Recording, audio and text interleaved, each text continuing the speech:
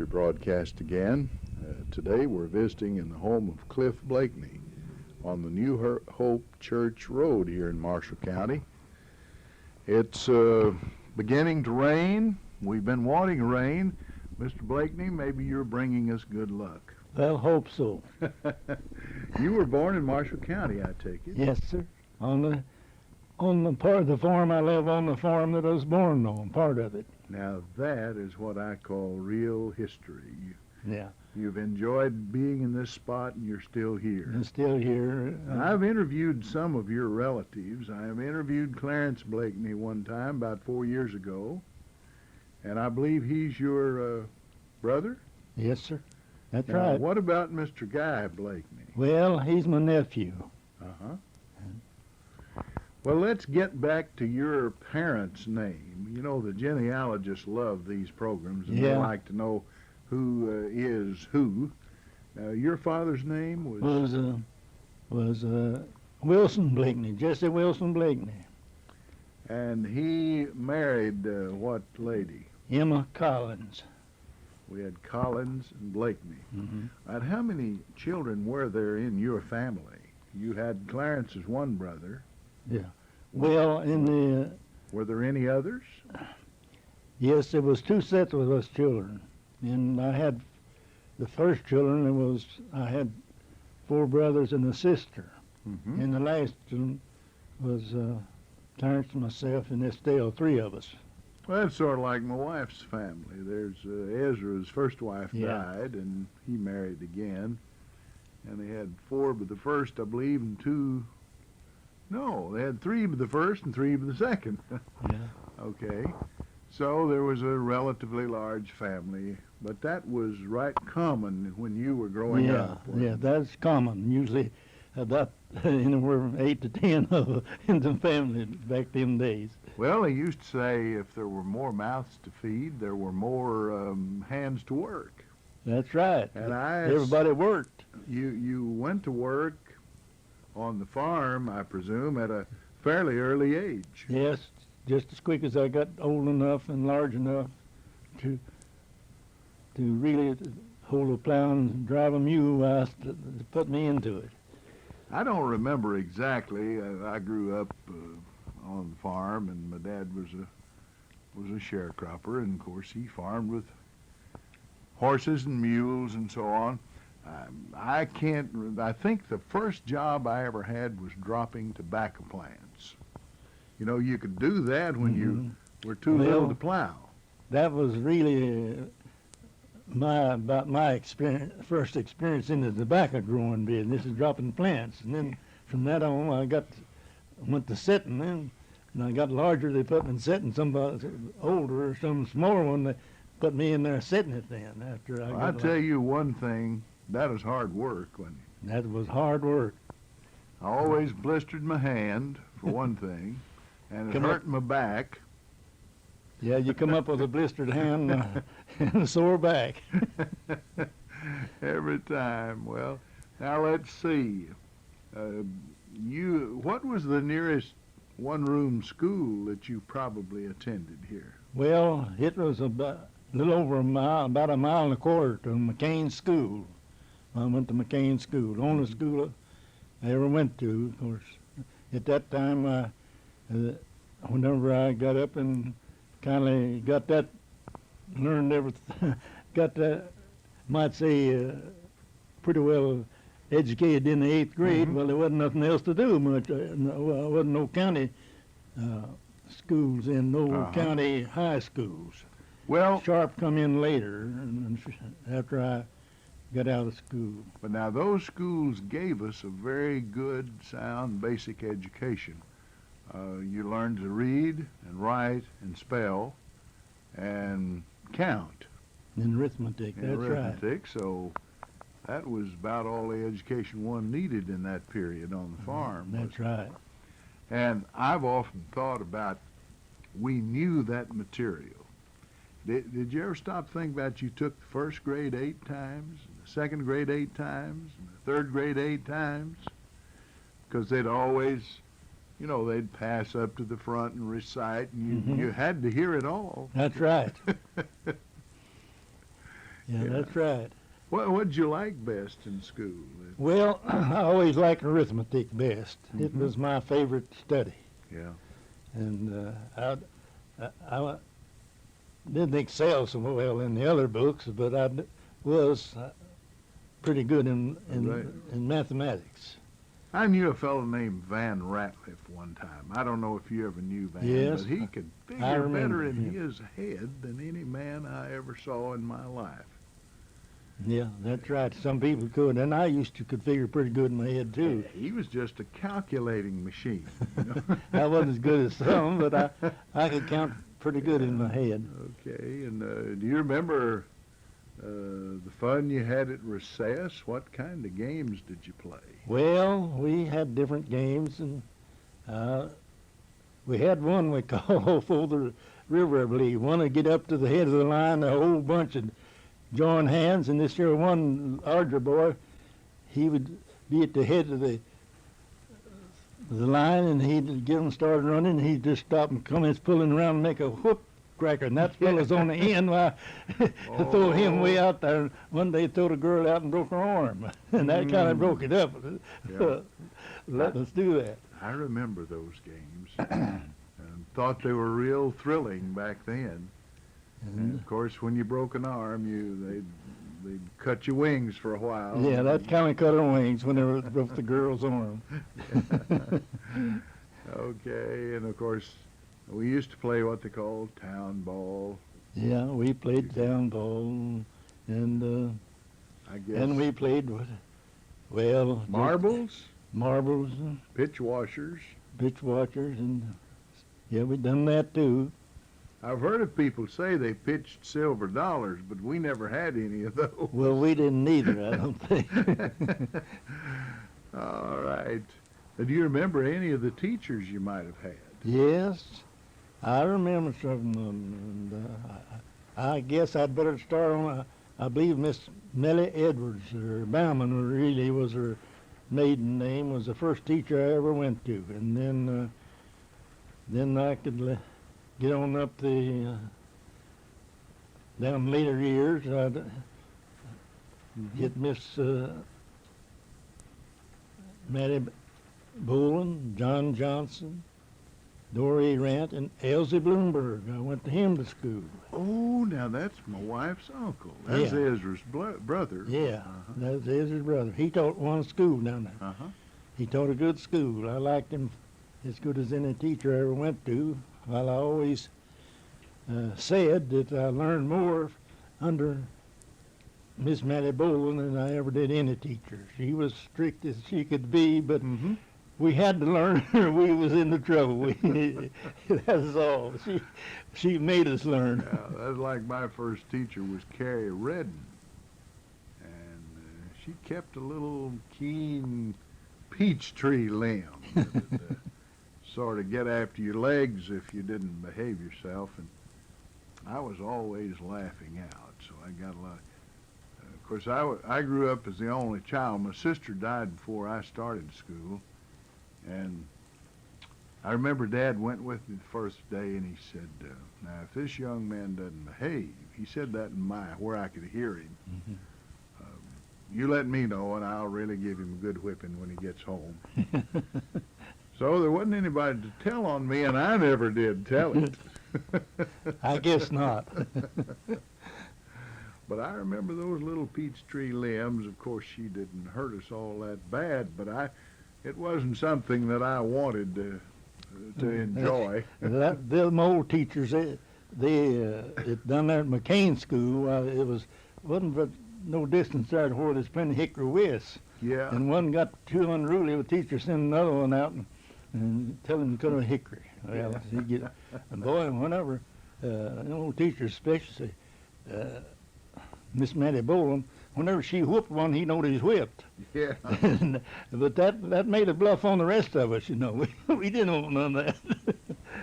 Now, you started, about how old were you when you had to start plowing, you suppose? Well, 10 or 12? somewhere about that in that neighborhood. Started plowing, about the first plowing I ever done with a mule and a double shovel, splitting what we call the middles down, you know. Uh-huh. That, and that didn't require hardly so much skill, but as it did plow the plants. I'd probably plowed them up, but I could knock them mills down. That mule knowed how to walk. The mule knowed more about it than I did. Uh-huh. I can remember plowing. The only thing that I hated about a double shovel, of course, one shovel was offset from the other, and when you hit a hidden root somewhere in the field, say a sassafras or a persimmon sprout, or that thing would, with one shovel in front of the other, it'd kick sideways. I've been kicked with them. I know what it is. Those handles would bruise my ribs many a time. One time that way hit a stump and hit me just below the ribs that way, and just knocked me so hard I just had to lay down and sort of rub myself for a while before I could get up and go any further. Yeah. Oh, that'd make you sick. It just made me sick for a few minutes. Mm-hmm. I'll tell you a little plow I liked, and I imagine you've plowed the garden with them at least, was a Rastus. Yeah, they was my favorite plow. They was the best little plow I think that's ever been made. You could take a good mule in a Rastus plow, and they had a little fender on them and set that right, and you could almost hoe a row of whatever you was plowing. You could just do a wonderful job. Now today we have 4-row drills and even 8-row drills, I guess, to plant corn. I always had to drill corn with an old Campbell corn drill. It had kind of a shaving brush in there that pushed the corn out through the plate, turning with a certain number of holes. And did you ever drill corn with a 1-row drill? Yes, I may have used one of them Camels just a little. That is, maybe I borrowed it from someone. But anyway, I owned the Avery for a long time, it was a 1-row drill in that day, and it was a mighty good drill. Had a good fertilized attachment to it. Yeah. A little simpler, really, than the Camel drill was. Easier. Yeah. Seemed like to operate, and easier to change from and put on your corn boxes and your fertilized boxes. Easier to change around than the Camel drill. That Avery made a wonderful line in Louisville, and I know they, at least in later years, they made a tractor. Ezra had one of those tractors. I believe I remember when they had that Avery tractor. Well, what else is, are you still trying to farm? No, I don't. I wouldn't call it farming. I do about all I do now is do garden work. I have a garden, and I keep a bush hog and a tractor here that I keep the land that my fields from growing up with that. I bush hog them occasionally and keep everything. Most of it is sowed down, and my nephew Kenneth Blakney, he's got it sowed down most of it, but I've got some that he don't see after, and I keep that cut down with a bush hog, and that's about all I do. And of course there's always some little jobs to do around the place, but I don't do no farming anymore, you might say. But well, we got you up to school, and we got you graduated from school, and you were farming, I guess, with your dad. Did you get married in life? Yes, sir. I got married. And who was your wife? She was Elta Armstrong. Well, what was her father's name? Jess Armstrong's daughter. Well, that's, I believe, let's see, I believe Alma Hudson was an Armstrong. Yeah, she was a sister, my wife was, to Alma Hudson. Yeah. How did you meet her? Well, I don't know. Seemed like it was a birthday dinner over here, and not too far away, and she was there. And you didn't go to the same grade school? No. She went to school to Stall. Yeah. And I believe that was our first meeting, and some way or another, we got up a little date and got started, and it looked like we couldn't get stopped. So we finally Those married. things will happen, won't they? Okay. All right. And you were happily married for a number of years, and I presume you may have had some children. Yes, I've got 3 children, 2 girls and a boy. And Tell us about them. Where do they live now? Are they near enough to? well, one of them lives here with me now. The youngest daughter does, and the other one, she lives out on 68. She married Frank Walker, and the son, he lives in Louisville, Robert Blakney. Mm-hmm. He married Catherine Landon. So that's the one that's the greatest distance. And Yeah. Of course, that's a couple of 100 miles. They can come back. every Oh now yeah, and then. they come pretty often. Used to come often than they do now, but her mother's been at her home for quite a while, and that kept her tied down. Mhm. And she was in bad health, and she didn't get. But they come fairly often. I see them, and Now, the Bible says that the glory of old men is children's children. Do you have any grandchildren? yes, I just have 2 now. The 2 granddaughters had 2 grandsons, and they both Oh, both of those died. died. Both Uh-huh. of them dead. Well, And of I've course, just got the 2 granddaughters, and I don't have no great grandchildren at all. So I'm not got such a big family as some people has. That is down the line. Okay. All right. Now, your son married a Landrum. That's they right. live in Louisville, and they have a daughter. A daughter, yes. Now, Okay. Well, that's interesting. Now, you said one daughter lived here, yes, sir. and she works at. She teaches school at South Marshall. Okay. No, that's granddaughter. That's. That's a granddaughter. Well, your granddaughter teaches school Yeah. at South Marshall. Yeah, Now, that's getting down in my old stomping ground. See, I'm from Hardin. that's right. Yeah, I knew you was. Yeah. Why, when I was growing up, I guess I would have thought Oak Valley was in the next continent. It's a long way, seemed Yeah, like that's then. right. It's long, many years before I ever went to Hardin. Went up there to Union Hill to singing one time. Yeah. Drove a horse up there, and I thought that I'd never make that trip. That, Once in a while, maybe once a year, you'd go to Peggy Ann Spring. They had we thought that was a big resort back Mhm. then. And Mr. Redden would let us swim for a dime. Of course, dimes were hard to come by. that's right. In 1932 and 3 and 4 and along in there when I was As trying the to old go. saying is almost as large as a wagon wheel, isn't it? Yeah, they were. Okay, and your daughter then works for what, for an attorney? Yes, law attorneys, Mm-hmm. Jackson and Jackson in Paducah. Well, legal secretary is a very interesting and profitable field, I would imagine. She's a bookkeeper for Yeah. that law firm. Okay, now let's get back to your first memories of, let's say, Benton.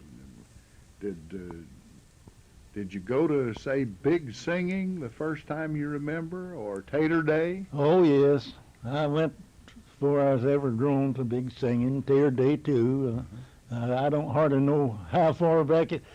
Oh, I don't think I was real small, but yet I wasn't grown whenever I got started going. And But Tater Day was Monday, it was so on. you got to quit work that day. That's right. So that was fun, wasn't it? That was fun. To get out of farm work. And what do you remember about it? Well, were there Indian medicine men there? oh peddling? yes, there's medicine men there and different activities going on, like maybe throwing balls at a doll. Yeah. And I don't remember hardly what all did go on, but I remember the medicine men. They sold a lot of medicine, And it was a big trade day. Lots of horses and mules there. People went. That was a day that farmers usually, if they's going to have to buy them a team or they's going to do a trade, and they tried to at least get it done on Tater Day because they'd have a big selection. There'd be a big, large amount of mules and horses there on that day. Mm-hmm. Now, they bought potato slips. Those were sweet potato slips, weren't they? Yeah. Well, now, what they had there, they carried them sweet potatoes there and sold them to other farmers. Mm-hmm. And then they took them and bed them in a hot bed and drove their slips. So they just got the potatoes. They just got the potatoes, and they were small potatoes, usually the small potatoes out of what the farmer grew that he sold for seed. Mm-hmm. They ate the big, nice They ate ones. the nice ones, and these small potatoes, they bedded them to grow slips off of. You know, I can remember talking about eating sweet potatoes. I went to my great-great-grandmother's, Hal Edwards' wife, Ely Cope Edwards, and she was fond of taking a large sweet potato and putting it in the ashes around the fire and letting it bake. And you take that out of there and split it open and fill it full of hot butter. It wasn't bad, really, was No, no, it wasn't. It's all right. Did you ever sell produce and take it to Benton? And Well, I never did sell much at Benton. Usually go to Paducah? went to Paducah. Of course, There was there's a some market further, but there, a better market there for produce. I've usually sold some hogs along them days back there, and I'd haul them to Paducah. And I guess your grow closest sheep, and tobacco market was Yeah. Paducah, wasn't it? that was a tobacco market is Paducah. You know, it seems to me there used to be more sheep raised than there are now. Oh, Was yes. that true? Oh yes, back when I was growing up, especially ridge farmers. Now they didn't. Sheep don't do well. Bottom farmers didn't use them much. They don't like Where it's damp. damp, low ground or watery, you know. Mhm. But hill farmers, a lot of them had sheep. Did they get some kind of a foot rot? Yeah, it seemed like they would in that wet Damp, soil. land, you Yeah. know. And they don't like it. They don't. Mhm. They don't do well on that kind of land. They do better on ridge land, on drier land. They shun that water and mud. And you'd shear those sheep and sell the wool. wouldn't That's right. Mhm. Sell the wool and sell the lambs, and Yeah. Of course, lamb chops are quite a delicacy in good restaurants and so forth. yeah. Back one day at one time there was at least 2 or 3 butchers in maybe more than that in Paducah that bought lambs, you know. Mm-hmm. But I don't know. Finally, the market kind of faded out and kept going to the bad. And then they come up with these auction sales, and they bought them at Hopkinsville, Mayfield, lambs, you know. Got to where there's such few sheep, there wasn't too much market. I shipped some lambs to St. Louis one time. Did done the real well. dogs ever give you any problem? Yes, I they heard. did. They gave me a problem. I gave them a problem too. Yeah, well, that's great. I'm glad. Whenever I could catch one, I ever caught one to kill my sheep, Yeah. he got into trouble too. Were you ever in the strawberry business? Yes, I growed strawberries for quite a while here, and it was a good. At one time, I thought I made more money. I did make more money growing strawberries than I did anything. It's pretty good crop. Done fine with it, but as it went on, we got so many berries that the home pickers couldn't pick them, and then we had to get pickers as drifting through, you know, that is going from place to place to pick. From the south, they'd start down south and come through. Well, they'd done fine for a while, but they got to where they'd just pick the cream of the crop, and then they'd leave you with the rest of them on your hands. And And And so then the local pickers, I guess after World War II, and there was so much work at Calvert City and around, the high school kids quit picking. yeah, they were there for a while, and they first come in. Why, every kid in the country, why, he wanted to pick some berries, make him a little money. But it finally got, as time went on, why, that kind of faded out. They didn't, local pickers, they got to where they wasn't, well, as farmers increased on their acreage, why, that we had to have more pickers, and there wasn't enough local help to do it, and we had to get these Yeah, I know I other could, pickers I drifting could through. chop corn all day for $1, and that is about sunrise to sunset. I could pick 3 crates of strawberries by, say, about 1:30 in the afternoon, and when I was picking, they paid a nickel a quart, so that's $1.20 a crate. You made That's right. $3.60. Well, I thought I was the richest man in Hardin.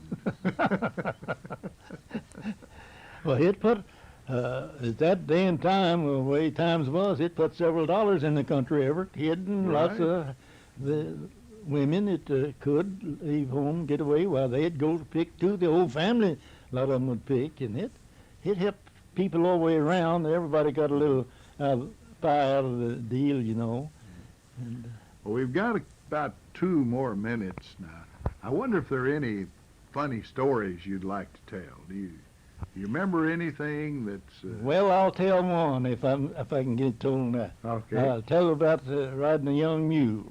Oh, that's fine. And well, my brother raised a young mule, and he got up about 2 year old. Well, us boys went to riding him. His son, Guy, and me, and Clarence, my older brother. I don't think Clarence is into it so much as Guy and myself.